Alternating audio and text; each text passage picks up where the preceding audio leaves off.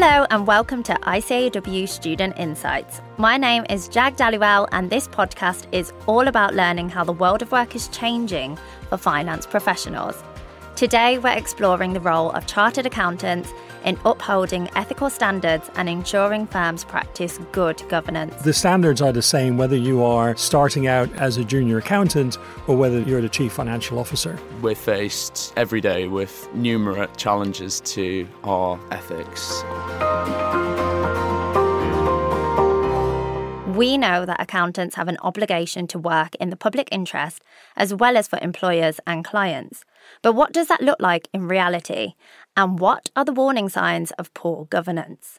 To answer those questions, I'm joined by Peter Van Veen, ICAEW Director of Corporate Governance and Stewardship. And later today, we'll hear from Aydin Bolton, Trainee Accountant and Audit Associate at PwC. Hi, Peter. Thanks for joining us today. Thanks for inviting me, Jag. Well, tell me about your role at ICAEW. What does a job as Director of Corporate Governance and Stewardship involve? So my role sits within a team called Reputation and Influence, which sounds very Machiavellian, but it's not. It basically means we are looking after policy, what we as an institute think government should or could be doing in terms of stronger regulation. We comment on quite a lot of the regulatory changes that the government's thinking about. And we also provide thought leadership, so latest thinking for members in terms of these topics around good governance and what does that look like and what do we think members should be thinking about if they sit on boards, for example. So, Peter, can you tell us some governance failings in business that are quite common?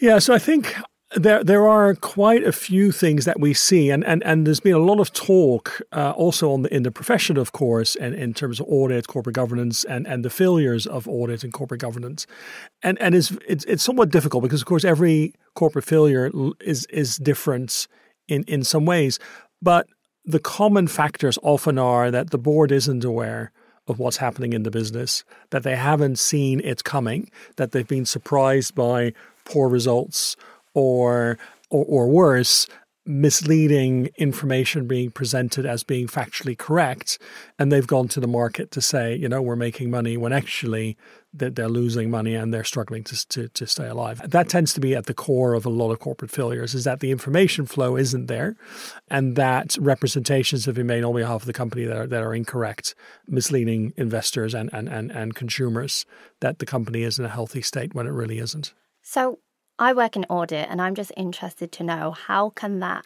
happen once you have external auditors in place? Yeah, and I think it's a challenge because you start the relationship as an external auditor with a degree of trust with the company that you're being brought in to present a fair picture of the company's finances. Your job isn't there to uncover fraud. That's not the starting point. Now, clearly, you might see things and you say, hold on a minute, this doesn't add up. I'd like to look into that a bit more. And if you're being pushed back, you're not getting that information, then that's a big red flag to saying, well, the client's no longer cooperating on a number of areas. We're really worried about certain things and we're not happy with that. It's sometimes surprising when you look at the audit profession when you think, how could they have missed that? But if the client's deliberately misleading you and presenting you false information, it can be very hard to spot sometimes. You mentioned some red flags there, Peter. And can you touch on some more of those? So is there anything that our listeners should be watching out for? Yeah, absolutely. So our listeners might be both in the external audit role, but they might also be in an internal audit or an internal finance role in a company. And the flags tend to be similar ones. So one is, are there delays in the numbers being presented? Is there, some kind of behind the scenes trying to make the numbers, massage the numbers into a better picture than it should be? Is that a habit? Is that happening more often than not? And, that should be a red flag. So late filings, late presentation of numbers, that's always a red flag, especially in a tough market when margins are thin. You're thinking, well, okay, are they trying to bring forward sales? Are they trying to bring forward kind of results and try to make this year look better? But then you're already starting with a deficit in the following year. Those are the kind of things that tends to happen more frequently than anyone would like to. And sometimes it's small stuff and it's just about manageable, but more often than not, it's a red flag, whichever way you look at it. The other thing that I think is very important to look at is there are other flags. Are people whistleblowing or speaking up in the business, that they're seeing things that they're uncomfortable with? And it could be any kind of thing. It could be behavioral.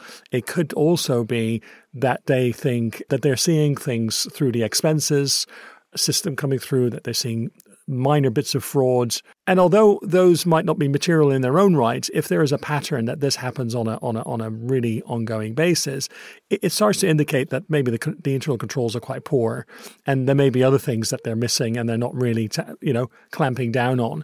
So those kind of smaller signals might indicate that there might be more systemic issues that need to be looked at.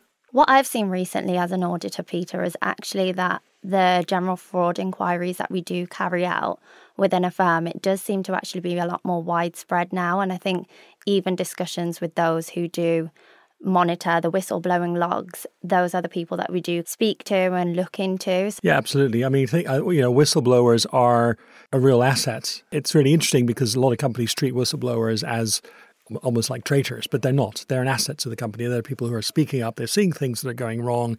They're doing it because they want things to get fixed and they want things to get better. And they're thinking, they're talking about these things with the best interest of the company at heart. But also, of course, their professional standards will also drive them to speak up. So they're very important allies in ensuring that the company is well run.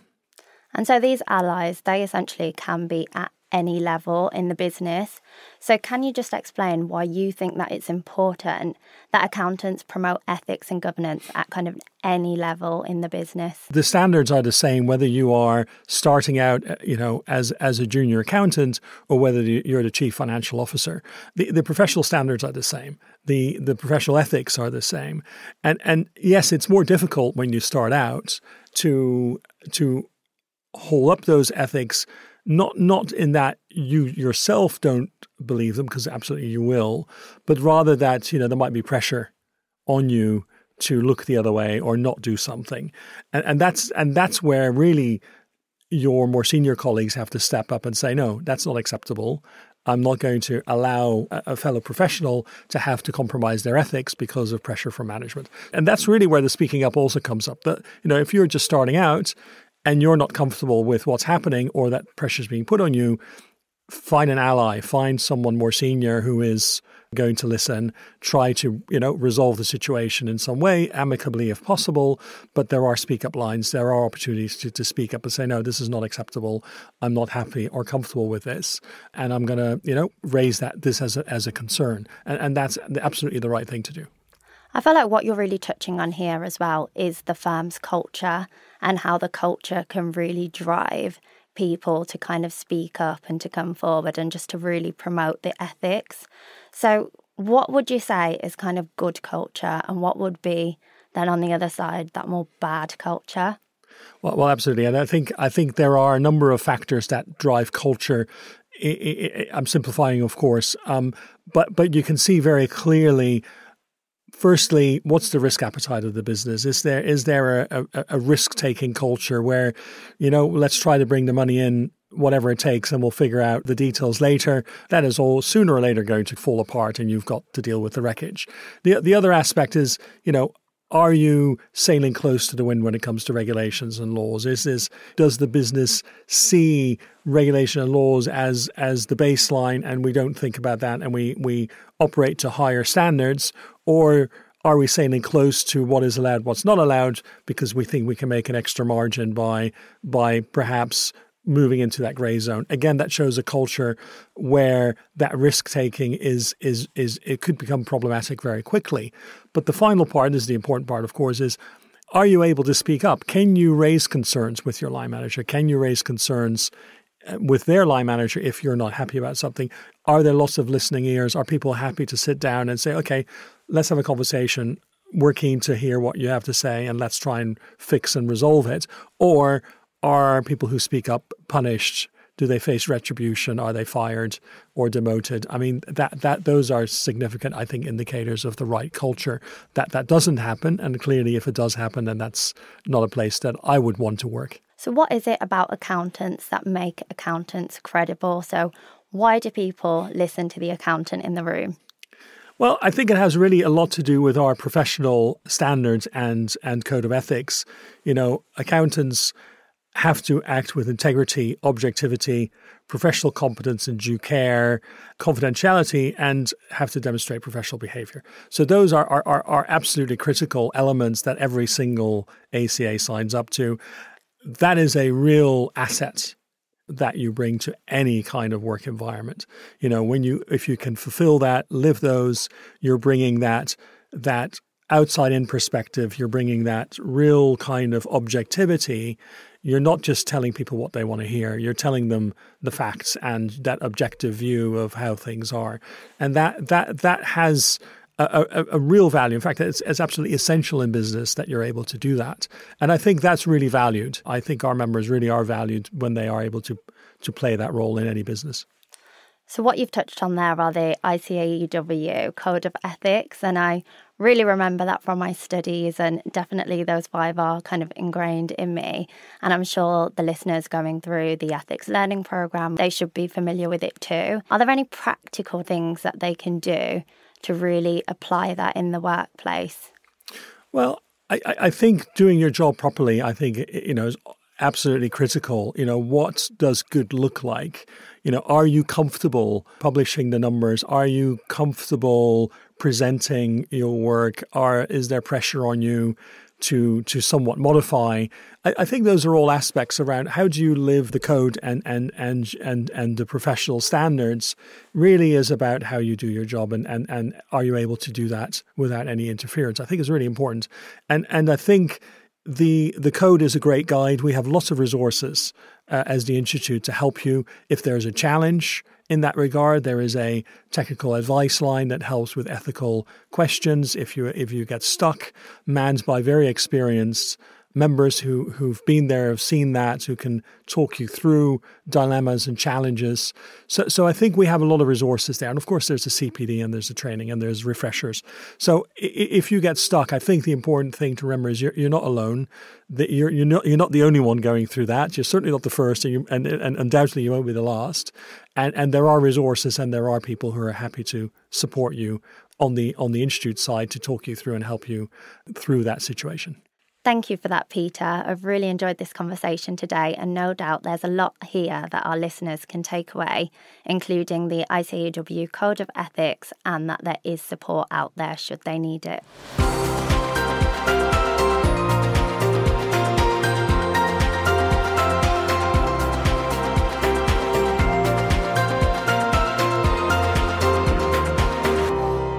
Now, I'm keen to talk to Aydin to hear his experience of professional ethics as an accountant currently studying for the ACA qualification. Thank you for coming into the studio today, Aydin. Thank you, Jag. Thank you for having me here. How far are you into the ACA qualification? So I think at the time of broadcast, I should be in my final 6 months of the qualification. The last 2.5 years have flown by. I work as a senior associate in the banking capital markets practice in London. That involves working on some astronomically large business audits. The size of the clients is really hard to comprehend sometimes, and we have such an important role in analysing those financial statements and conducting a thorough audit on each to make sure that those companies are indeed compliant and telling the truth in what they report. At the time of broadcast, I think I should hopefully be signed off on all of my examinations. It's been an incredibly rewarding and enhancing process to follow, and I think I've learnt things not just that will benefit my professional life, but also the personal life as well. No, that's really great to hear. So you mentioned that you work on some kind of really big clients. What are your thoughts on what Peter was discussing earlier? Is there anything that resonated with you based on your experiences so far? Talking about culture and the tone at the top, I think is incredibly important. We need to be doing more to ensure particularly that information is being disseminated within companies. I think it's incredibly easy for companies to send email updates to their employees, but actually I think finding a concise and clear way that everyone working in a company can be informed and feel that they have the tool set they need to be aware of those risks is incredibly important.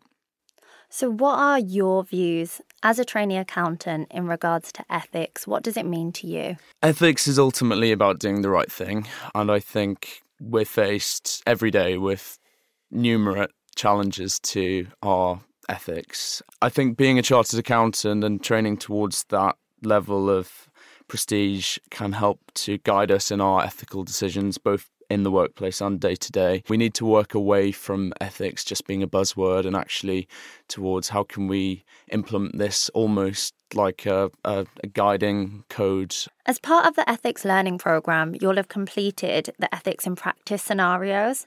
Was it useful to discuss the ethics issues with your career coach in those 6-monthly reviews? I think it was tremendously useful just because ethics really needs to be ingrained to strengthen our understanding of what's right and what's wrong. So my career coach and I would have this regular meeting. Actually, we did it more frequently than 6 months, but it was good for us to have that conversation and really delve deep down into what some of the typical issues we might come across are. And it's not just situations that would apply to my day job in banking and capital market audits, but actually a huge range of different scenarios, different companies and challenging situations that people might be put in. So talking about all of these scenarios, were there any in particular that challenged or shaped your thinking? There was maybe one scenario that stood out to me, and that was relating to someone who was treasurer to a cycling club. And it was perhaps particularly relevant to me because I actually stood myself as treasurer for a student society last year. And having never worked on a charity audit or had to do financial reporting for a charity, there was a lot I learned from that scenario that I could apply to my new situation that I was put into. And particularly, I remember it talking a lot about related parties and familiarity threats in that scenario. I understand how it's easy to take a different tone to a situation when you have friends and family involved, but actually the ICW Code of Ethics really sets out a clear structure of how we should tackle that situation and ensure that we are remaining fully compliant and maintaining a strong standard of professional ethics. So we've really focused on within practice and in business. So has studying ethics as part of the qualification influence your thinking outside of accountancy? 100%. I think my thought process is a lot more clear when I perhaps see an ethical dilemma, and it has tried to guide me towards doing the right thing. No one's perfect, but I will certainly think more about the implications of making a ethically misguided judgment. And I think in the workplace, there's very strict procedures that we are told to follow, and I would like to think I adhere to. What you've touched on there is really important because it goes back to the question that I asked Peter in terms of why do we trust the accountant in the room and what makes them credible. So I think it is very important, like you've highlighted, not only to just see it as something that is important within the workplace, but also something outside of the workplace as well. So you took part in the ICAEW's celebration of the Global Ethics Day last year. Tell me about that. Why was it important for you to get involved? I guess it's important because we can't just be ethical, but we need to be seen to be ethical. And I understand that I'm on a journey as I study to learn more and to reinforce the ethics that I understand. So participating in that Global Ethics Day was a really valuable experience. There were lots of different workshops with some real industry leaders from regulators and government and many different other organisations. And I suppose for me to be able to get some of their insights on why we do what we do and why ethics is such an important deal now more than ever, and hopefully for me to be able to share a bit of the student perspective with those industry leaders. I hope I was able to add some value there and also learn something that I've been able to take into my job and practice every day. So some of our listeners might be wondering, how did you get involved with that? So how did it come about? How did you get invited? Or Sure, I was invited. I tend to to get involved with a lot of ICAEW events nowadays, more so than ever since taking up the role of a London Student Society chair. But these opportunities are available to other ACA students, and I would encourage them to reach out to the ICAEW if they see something that they're interested in getting involved with.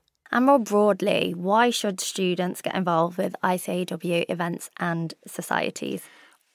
I think it just strengthens your overall learning experience. I got involved with my local student society because I wanted to meet other trainees who were working at different companies. I just wanted to broaden my social circle more than anything else, to make some friends. But actually, being involved in that society has added a lot more value than that to my life. I get to go along and attend events and meet some really interesting people within the industry. And I think you never know where that opportunity will take you. Thank you for that, Aydin. We'll include a link to those opportunities in the show notes for this episode. And thanks again, both Peter and Aydin, for joining us today. It's been great to have you both in the studio. Thank you, Jag. Thank you for having us. Make sure you visit ICAEW Student Insights for ongoing support during your studies with ICAEW. On the Student Insights Hub, you'll find exam guides, tips, and advice on completing the ACA and ICAEW CFAB, and inspiring stories of students and recently qualified members. That's all available at icaew.com/student insights. Finally, if you've found this podcast useful, then make sure to subscribe so you never miss an episode. And let us know what you think by sharing the episode and writing a review on your podcast app. Thanks for joining us on ICAEW Student Insights. Bye for now.